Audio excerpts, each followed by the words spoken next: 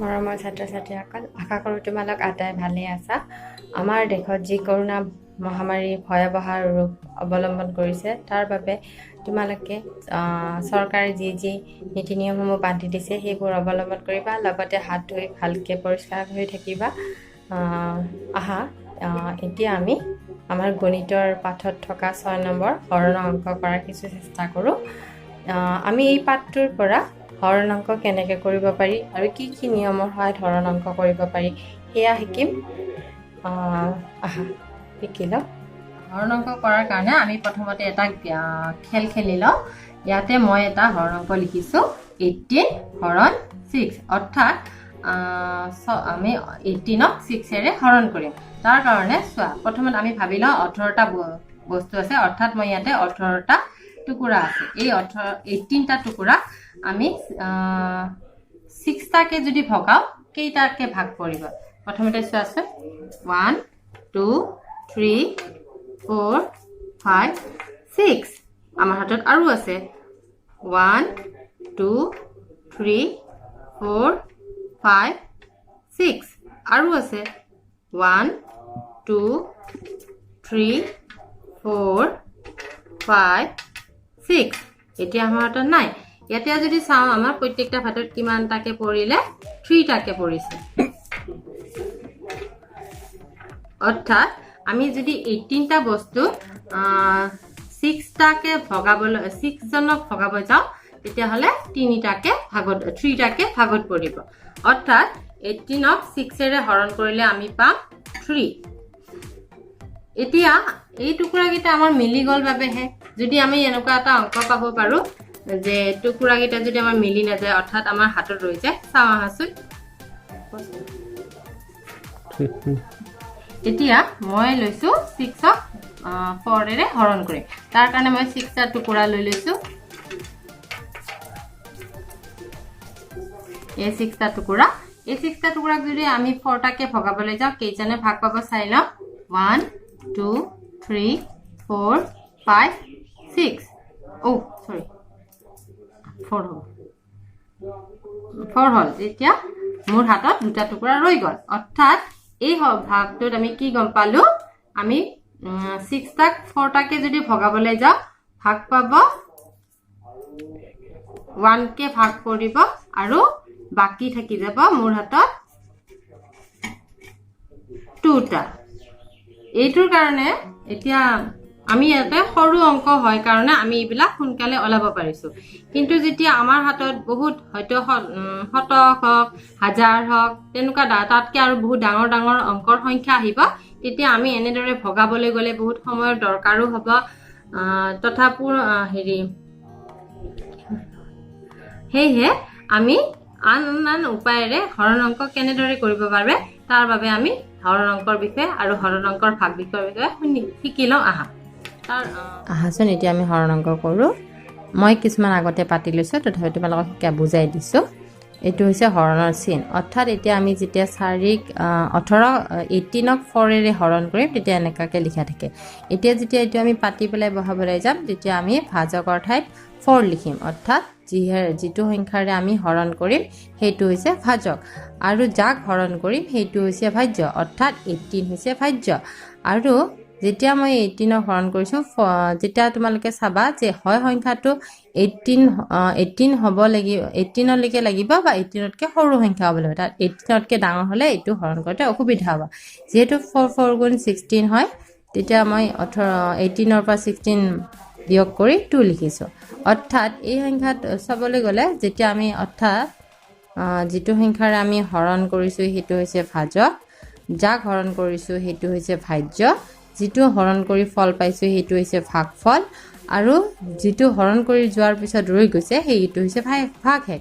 অৰ্থাৎ ইয়াতে 4 ভাজক, 4 ভাজক, 18 হৈছে ভাজ্য, ভাগফল হৈছে 4, ভাগশেষ হৈছে 2। এইটো যেতিয়া আমি প্ৰমাণ কৰিবলৈ যাম, চাওঁচোন প্ৰমাণ কৰি যে আমি 18টো পাওঁ নে নাপাওঁ। ভাজক যিহেতু 4, ভাগফল 4, ভাগশেষ 2। অৰ্থাৎ 4 4 পূৰণ কৰি আমি 16 পাইছোঁ। যিহেতু ভাগশেষ 2, সেইটো আমি যোগ কৰি দিছোঁ, ইয়াতে আমি 18 পাইছোঁ। অৰ্থাৎ আমি এনেকৈ ভাজ্যটো পাইছোঁ। আহাচোন এতিয়া চাওঁ আমি কি কি উপায়েৰে হৰণ অংক কৰিব পাৰোঁ। এতিয়া প্ৰথমটো হৈছে পূৰণৰ নেওতাৰ সহায়ত হৰণ। এতিয়া এইটো যেতিয়া 805ক আমি 4ৰে হৰণ কৰিছোঁ। এতিয়া 4 যিহেতু ছিংগল সংখ্যা অৰ্থাৎ 4ক যিহেতু আমি 18ক 8ক 4ৰে হৰণ কৰিব পাৰোঁ অৰ্থাৎ 4 দুগুণ 8 হয়, সেইকাৰণে এনেকৈ লিখিছোঁ।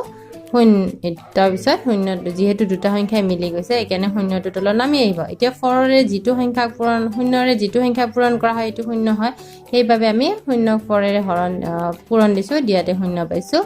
ঠিক তেনেকৈ এইবাৰ যিহেতু ইয়াতে এটা 0 হৈ যাব। এইবাৰ আমাৰ 5টো নামি আহিল। নামি আহোঁতে হয়তো যিহেতু আমাৰ হয় 5লৈকে বা 5তকৈ সৰু সংখ্যা লাগিব। 4 দুগুণ যিহেতু 6 হয় সেইকাৰণে মই 4 এগুণ 4 দিছোঁ, সেইকাৰণে এইটো 1।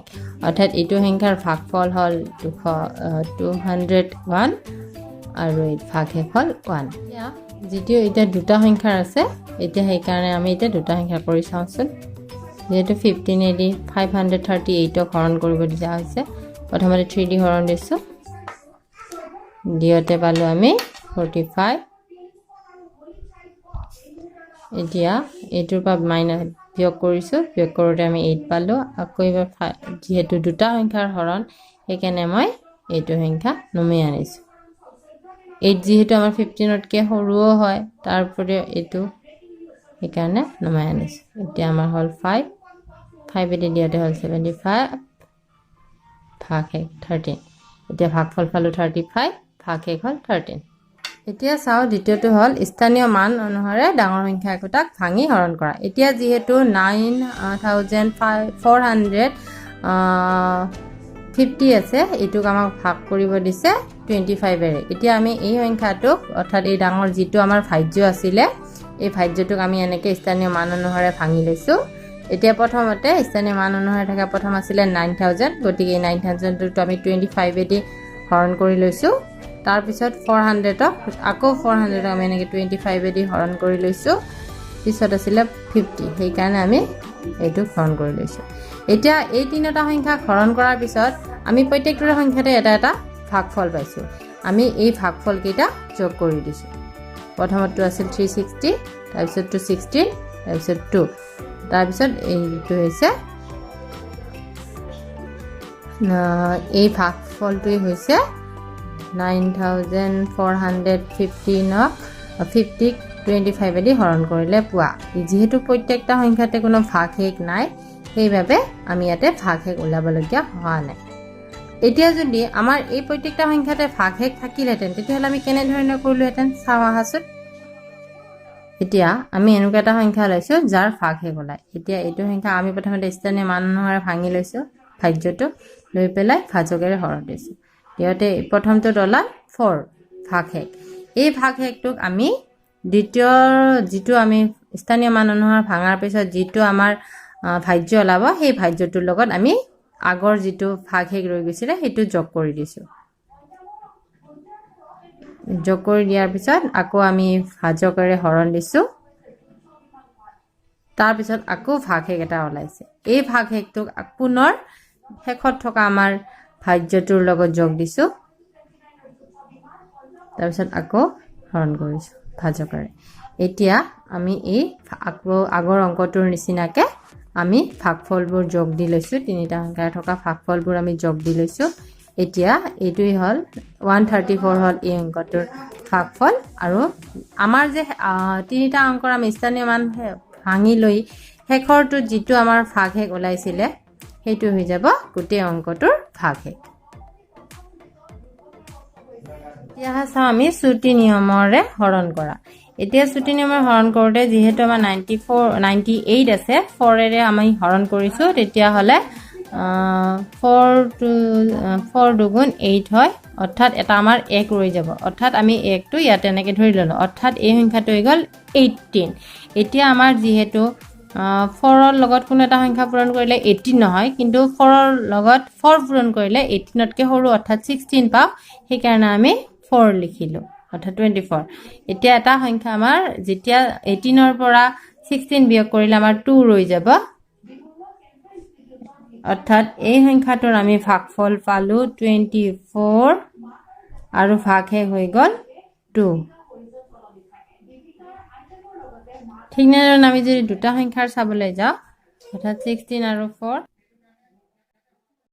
এই সংখ্যাটো হৰণ কৰিবলৈ যাম তেতিয়া প্ৰথমতে 16 3 কৰোতে হল মোৰ ইয়াতে 48 এতিয়া 57 ৰ পৰা 48 বিয়োগ কৰিলে আমি 9 পাওঁ অৰ্থাৎ ইয়াতে এটা আমি 9 ধৰি ললো তেতিয়া হলে এইটো হৈ যাব আমাৰ 99 এতিয়া আমি 16 ৰ লগত 6 পূৰণ দিলে তেতিয়া হৈ যায় 99 ৰ পৰা এতিয়া 99 ৰ পৰা 96 বিয়োগ দিলে হৈ যাব 3 এতিয়া ইয়াতে এটা আমি 3 পাম এতিয়া এইটো 3 আৰু এইটো 6 লৈ হৈ যাব 36 এতিয়া আমি 16 ৰ লগত 2 পূৰণ দিলে হৈ যাব 32 অৰ্থাৎ 36 ৰ পৰা 32 বিয়োগ দিলে হৈ যাব 4 অৰ্থাৎ এই সংখ্যাটোৰ আমি ভাগফল পালো 362 আৰু ভাগশেষ হ'ব 4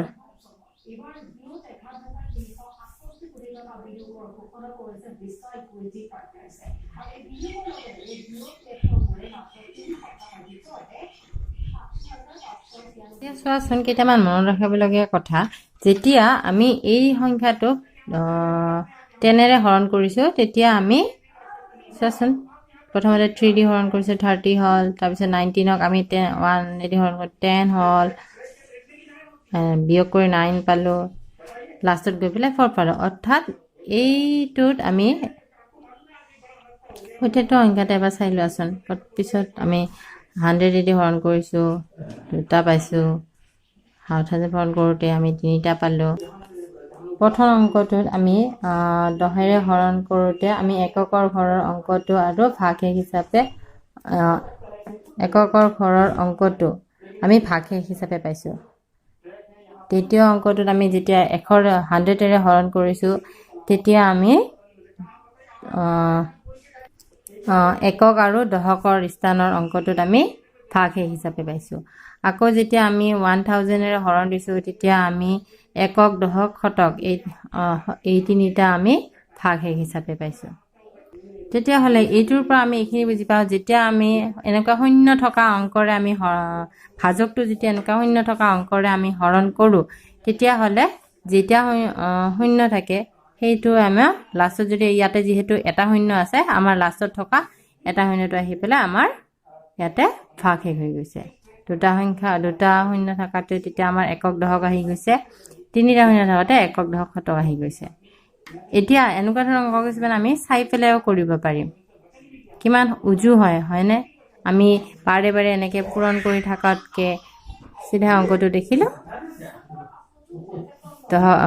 লাষ্টৰ ইয়াতে থকা শূন্যটোৰ ঠাইত আমি 4 বহাইছো আৰু বাকিখিনি হৈ গৈছে আমাৰ ভাগফল ইয়াতেও লাষ্টত থকা এই দুটা সংখ্যা হৈ গৈছে আমাৰ ভাগশেষ আৰু যিটো সংখ্যা ৰৈ গৈছে সেইটোৱে হৈ গৈছে আমাৰ ভাগফল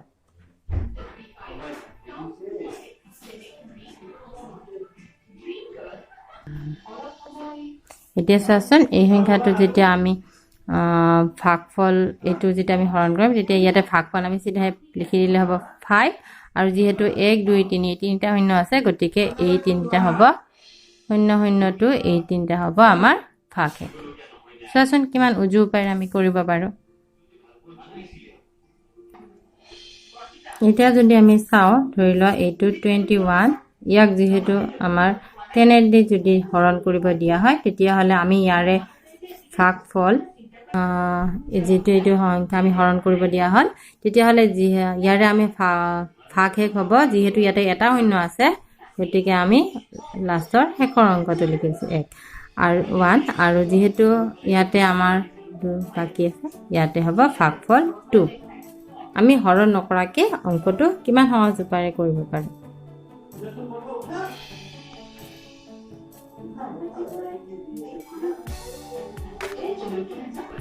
এতিয়া আমাৰ এই অংকটোৰ ক্ষেত্ৰত আমি প্ৰথমতে চাওঁ যেহেতু দুটা শূন্য আছে সেই কাৰণে আমি ইয়াৰে পিছৰ সংখ্যা দুটাই হৈ যাব আমাৰ ভাগশেষ আৰু যেটো সংখ্যা আমাৰ ৰৈ গল সেইটো হৈ যাব আমাৰ ভাগফল চাচোন কিমান উজু উপায়েৰে আমি কৰিব পাৰো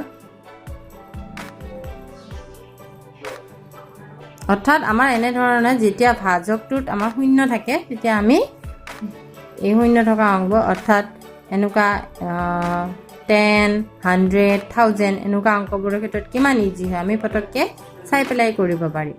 মৰমৰ ছাত্ৰ ছাত্ৰীসকল, এই পাঠটোৰ পৰা আমি এই পঢ়িবলৈ পালোঁ যে হৰণ অংক কেনেকৈ কৰিব লাগে। হৰণ অংক কৰাৰ কাৰণে থকা নিয়মকেইটা পূৰণৰ অংকৰ সহায়ত, স্থানীয় মান অনুসাৰে ভাঙি আৰু চুটি হৰণৰ নিয়ম আমি শিকিলোঁ।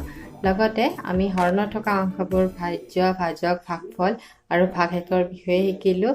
আৰু শূন্য অৰ্থাৎ 10, 1000, 100 এনেকুৱা ধৰণৰ ভাজকেৰে হৰণ কৰা অংকবোৰ আমি কেনেদৰে হৰণ নকৰাকৈও কম সময়ৰ ভিতৰতে তাৰ ভাগফল তথা ভাগশেষ উলিয়াব পাৰোঁ সেয়ে আমি গম পালোঁ। সেয়েহে আশা কৰোঁ মৰমৰ ছাত্ৰ ছাত্ৰী তোমালোকে এই পাঠটোৰ পৰা হৰণ অংকৰ বিষয়ে সম্যক জ্ঞান লাভ কৰিব পাৰিবা। ধন্যবাদ।